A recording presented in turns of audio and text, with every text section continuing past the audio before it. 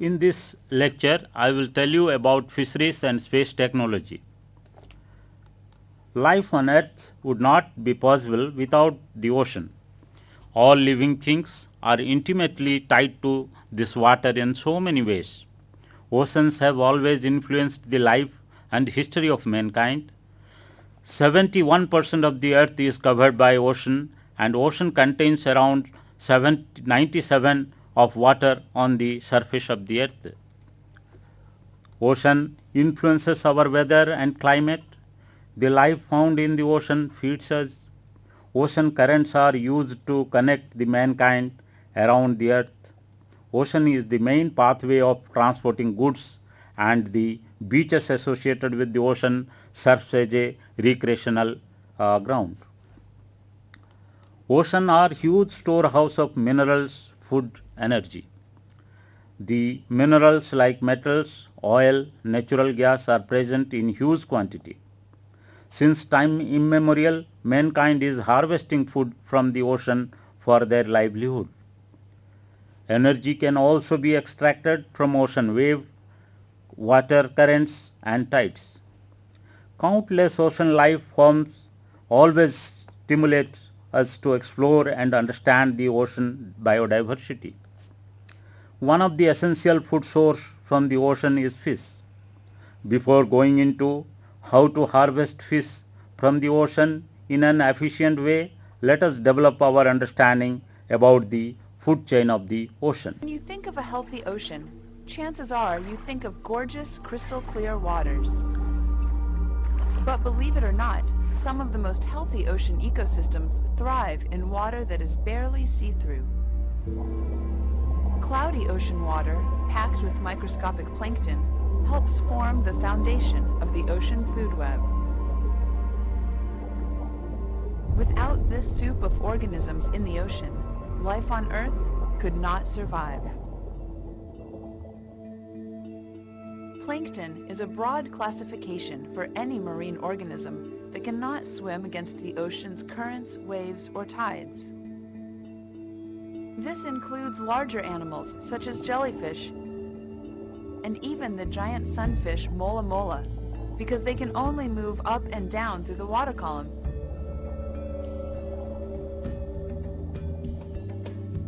But the most abundant plankton happen to be among the smallest in scale: phytoplankton and zooplankton. Phytoplankton are tiny, often microscopic plants, bacteria, and algae. These primary producers form the basis of the ocean food web. During photosynthesis, phytoplankton soak in carbon dioxide, water, and sunlight. They generate nutrients and release oxygen, providing as much as 50% of the oxygen we breathe. At times, concentrations of phytoplankton grow so large, they are called blooms and can be seen in satellite views of the Earth. The next strand in the food web are zooplankton, many of which are primary consumers because they feed on phytoplankton. Zooplankton come in all kinds of shapes and sizes and can often be seen with the naked eye. These plentiful organisms are the primary food source for many bigger animals, such as baleen whales and fish. Now we have understood that the phytoplankton is the base of oceanic food chain. These are microscopic plants floating in the water at the mercy of ocean currents and waves. The zooplankton feed on phytoplankton, and ultimately the fishes will feed on zooplankton. Therefore, the waters rich in phytoplankton can attract fish community. Our diet influences our health throughout entire life. Nutrients and diet have a major impact on growth and development of fetal, infant and child and youth years. Fish and seafood are important sources for vital nutrients such as proteins, vitamins, selenium and iodine. Seafood has a favorable fatty acid composition. seafood has a low ratio of saturated fats. Seafood as a whole is highly nutritious. Benefits to human health associated with the consumption of seafood are noted for multiple bodily organs and physiological functions. One of the traditional method normally fishermen adopt in locating potential fishing grounds is location of congregation of birds over the ocean and the color of the ocean.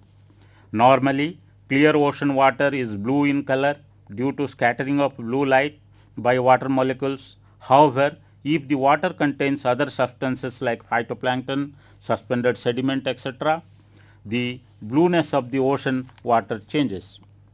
If the water contains a significant quantity of phytoplankton, the blue color of the ocean changes into green due to absorption of blue light by the phytoplankton. As we have seen, wherever phytoplankton is found to be more, the color of the water turns into green. This variation in color is easily detected by satellite sensor.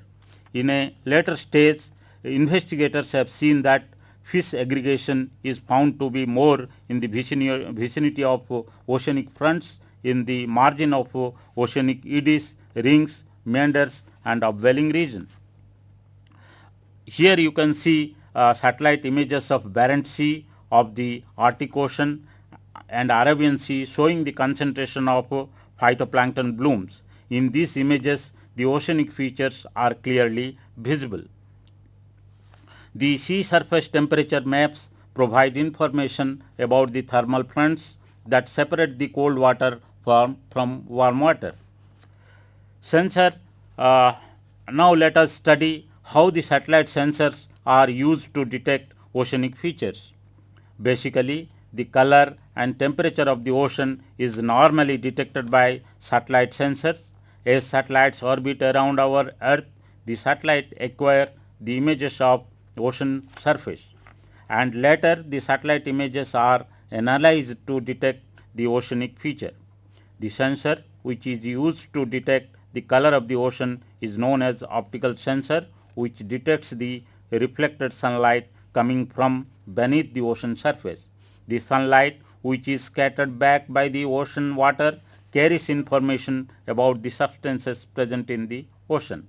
Similarly, the temperature of the ocean surface known as sea surface temperature is determined by satellite using a thermal sensor. Thus, the phytoplankton map are generated every day by the ocean color monitoring satellite. One such satellite is OceanSat-2, launched by ISRO. It is in orbit. The phytoplankton maps generated by space agencies are freely available for the user community. The sea surface temperature maps are generated daily from satellite having thermal sensors. Now let us study the principle of ocean color and thermal remote sensing. First of all, let us understand the optical pathway of the sunlight from its source, that is sun, to the satellite sensor. When the sunlight falls on the ocean surface, part of the light is reflected back to space from the ocean surface, this is known as Fresnel's reflection. Remaining light enters in the ocean, which is successively absorbed and scattered by the water molecules and phytoplankton and suspended sediments present in the ocean. The backscattered light comes out of the ocean as a upwelling radiation. This radiation reaches at the satellite sensor, and the color of the ocean can be determined, which can be related to phytoplankton concentration or suspended sediment concentration. Now the question arises in our mind, which are the substances responsible for changing the blue color of the ocean. There are mainly three substances, namely phytoplankton, suspended sediment and dissolved organic matter, which are largely responsible to change the color of the ocean. The ocean color study was started in India by Nobel laureate Sir C.V. Raman. The first paper on ocean color was published by him in the Proceedings of Royal Society of London in 1922. The scattering of light by water molecules can be explained by the Rayleigh scattering, where the forward scattering and backward scattering are in equal proportion. If the suspended particle like phytoplankton, suspended sediments, detritus, etc., whose size are greater than the incident wavelength, the Mie scattering theory is applied to explain the scattering phenomena. In the case of Mie scattering, the forward scattering is more compared to the backward scattering. The absorption coefficient of the pure seawater is found to be very less in the blue part of the visible wavelength and gradually increases towards the red part, and in case of scattering coefficient the reverse is observed. That is, the scattering coefficient is found to be more in the blue part of the spectrum and decreases as we move towards the red part of the spectrum. The absorption coefficient and backscattering coefficient of the water is related to the reflectance of the water. In case of pure seawater, the reflectance is found to be more in the blue part of the spectrum, indicating the blue color of the ocean. The reflectance decreases as we move towards red part of the spectrum.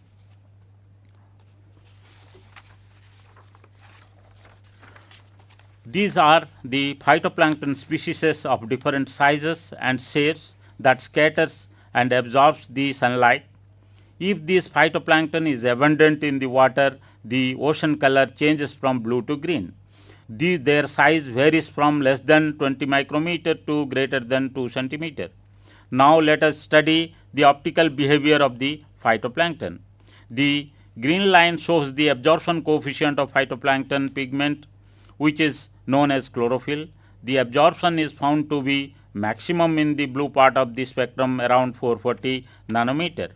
The red line represents the backscattering coefficient of phytoplankton. Therefore, the blueness of the water decreases when the phytoplankton concentration increases. This graph represents the simulated reflectance spectra of water containing phytoplankton from low concentration to high concentration. You can observe from the graph that reflectance in the blue end of the spectrum decreases with increase in phytoplankton concentration. However, the change in reflectance with changing phytoplankton concentration in the green part of the spectrum, around 550 nanometer, is negligible, which is regarded as hinge point. Therefore, the ratio of reflectance of blue wavelength to green wavelength is used as a measure of phytoplankton present in the water. This ratio is known as pigment index of the water. The pigment index of the water can be retrieved using the ocean color monitoring sensors available in the satellites orbiting the earth. One such sensor is on the Indian satellite OceanSat-2, known as Ocean Color Monitor. This sensor has 8 bands which is used to provide phytoplankton concentration over ocean. Let us now go to learn how the ocean color satellite data is processed to retrieve the phytoplankton concentration.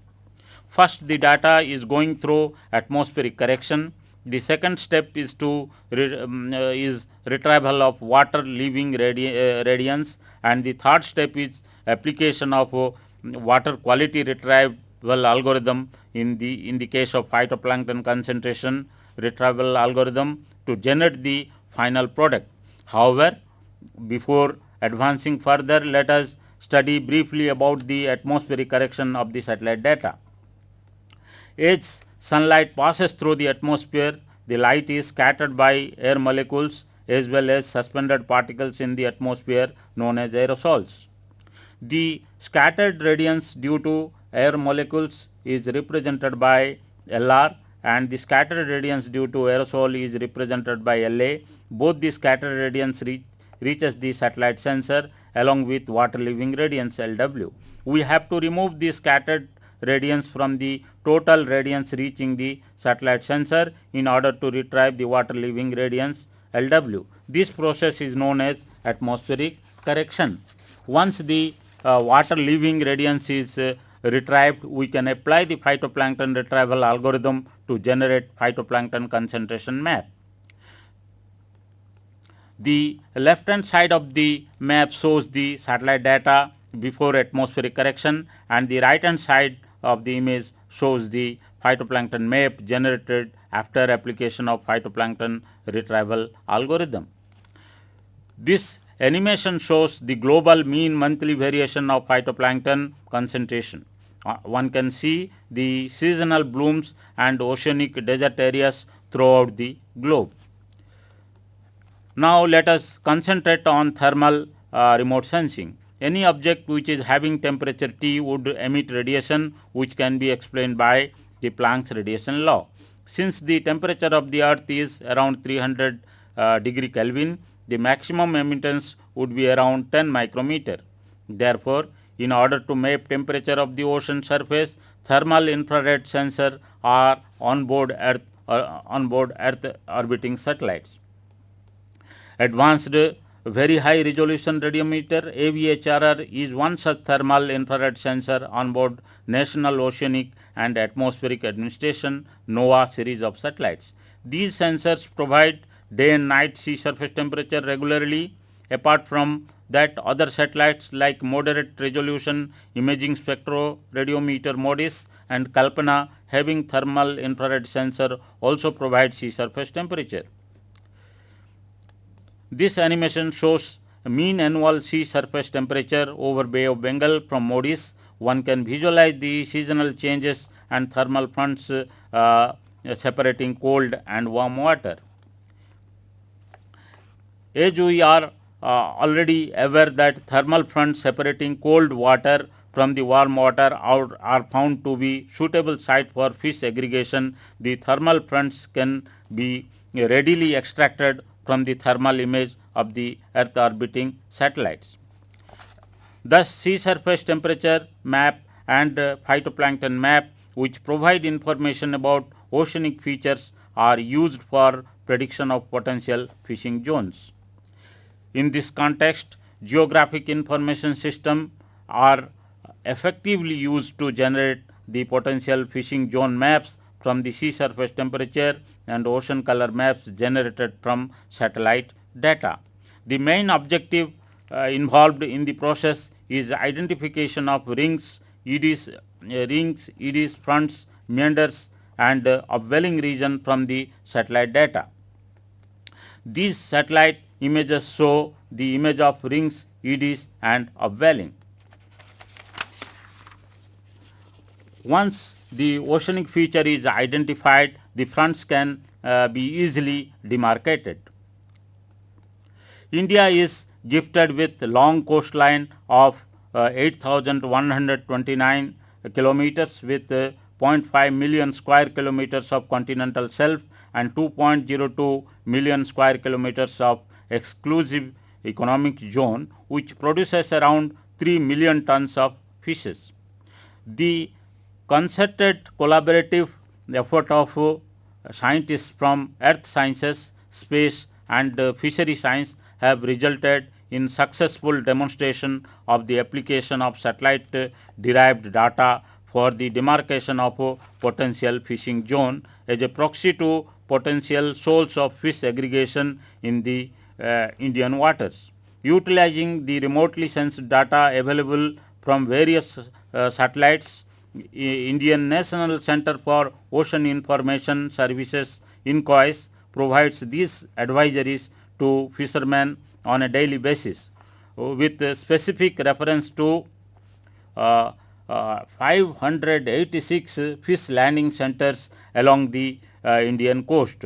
The operational service is rendered by INCOIS throughout the year, except during the periods of marine fishing ban imposed by Government of India and adverse sea state conditions such as cyclone, high waves, tsunamis, etc.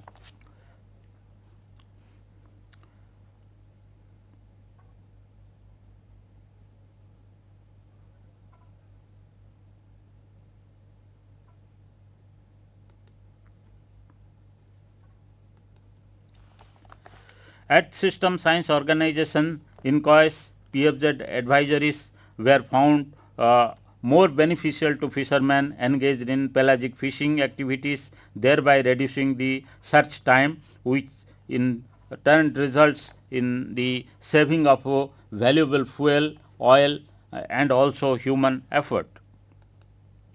Research carried out by the investigators shows that the fish catch is found to be high with the integrated potential fishing zone forecast IPFZ, where the thermal front and ocean color front both are in close proximity. This image shows the effective use of PFZ maps by Indian Council of Agricultural Research.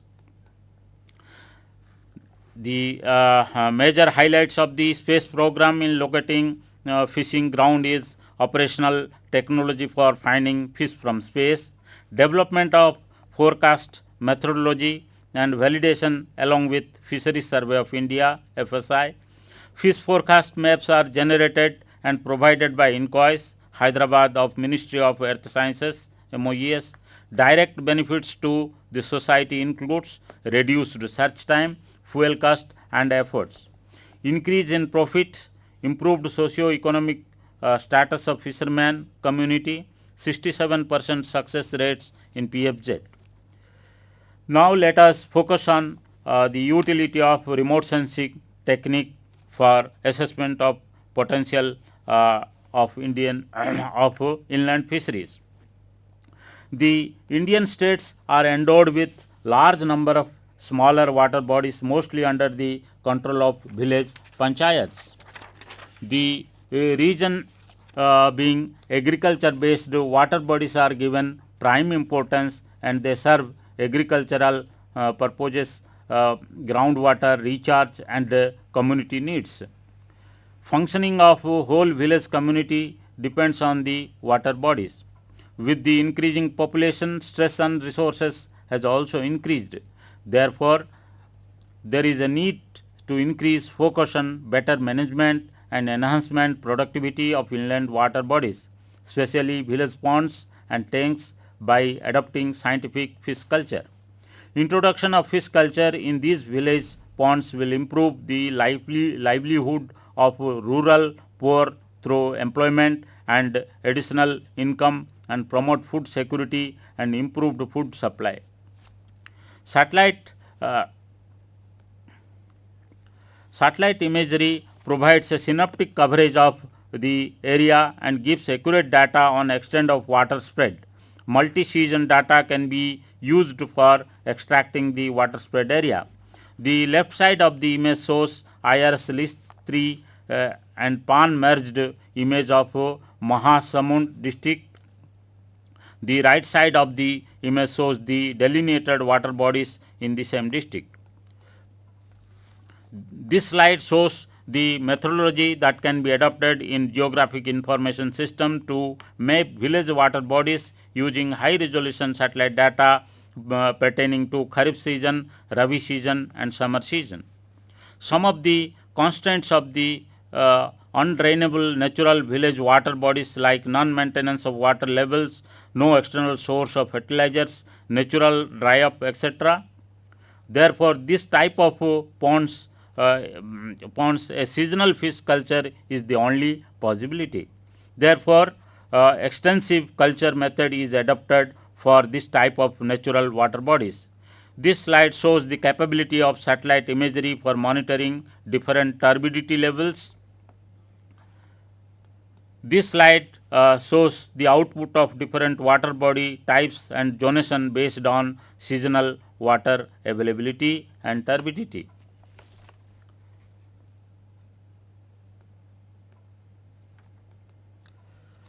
Thank you.